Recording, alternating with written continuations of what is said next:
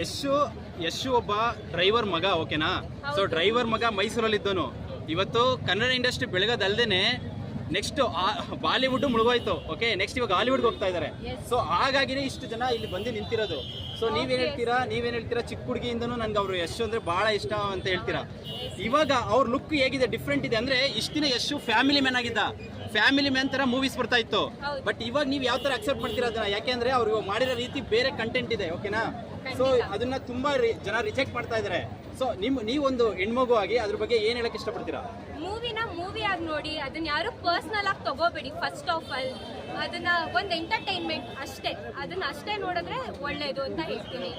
And ಅವ್ರ look ಮಾತ್ರ ಕೇಳಂಗೆ ಇಲ್ಲ, ತುಂಬಾ ಸಖತ್ತಾಗಿದ್ದಾರೆ. ನೋಡಿದ್ರೇನೆ ನಮ್ಗೆ ತಡ್ಕೊಳಕ್ಕಂತೂ ಖಂಡಿತ ಆಗಲ್ಲ.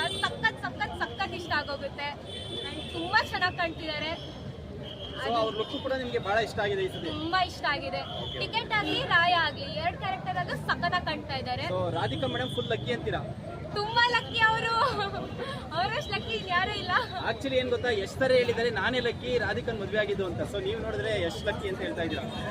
ರಾಧಿಕಾ ಮ್ಯಾಮ್ ಲಕ್ಕಿ ಅಂತ ಹೇಳ್ತಾ ಇದೀನಿ. ಯಾಕೆಂದ್ರೆ ಅವರಂತ ಹಸ್ಬೆಂಡ್ ಸಿಗೋದು it's really a luck. Actually ಅವರು ಲಕ್ಕಿನೇ ಇರ್ಬೋದು, ಇಲ್ಲ ಅಂತ ಹೇಳಲ್ಲ. ರಾಧಿಕಾ ಮ್ಯಾಮ್ ತುಂಬಾ ಚೆನ್ನಾಗಿ ಅರ್ಥ ಮಾಡ್ಕೋತಾರೆ. ಬಟ್ ಯಶ್ ಅವ್ರು ಕೂಡ ಲಕ್ಕಿನೇ, ಹಾಗೆ ಈಕ್ವಲಿ ರಾಧಿಕಾ ಅವ್ರು ಕೂಡ ಲಕ್ಕಿನೇ. ಬಟ್ 6-7 ವರ್ಷದಿಂದ ಯಶ್ ಅವರು ದಾಡಿ ತೆಗೆದಿರಲಿಲ್ಲ, ಈ ಸಿನಿಮಾದಲ್ಲಿ ದಾಡಿ ಕೂಡ ತೆಗೆದಿದ್ದಾರೆ, ಹೆಂಗ ಕಾಣಿಸ್ತಿದ್ದಾರೆ. ಬಟ್ ಅವ್ರ ಲುಕ್ ಮಾತ್ರ ಸಕ್ಕತ್ತಾಗಿದೆ.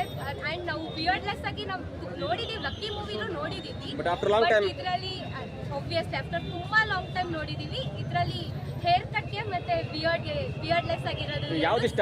ವಿತ್ ಬಿಯರ್ಡ್ ಇಷ್ಟ ಕಾಣ್ತಾ ಇದ್ದಾರೆ. ವಿತ್ ಬಿಯರ್ಡ್ ಇಷ್ಟ, ವಿತೌಟ್ ಬಿಯರ್ಡ್ ಇಷ್ಟ. ಯಶ್ ಅವ್ರ ಇಷ್ಟ ಅಷ್ಟೇ. ಓಕೆ, 26ನೇ ತಾರೀಕಿಗೆ ನೋಡ್ತೀರಿ ಪಕ್ಕ. First day first show, fan show fix.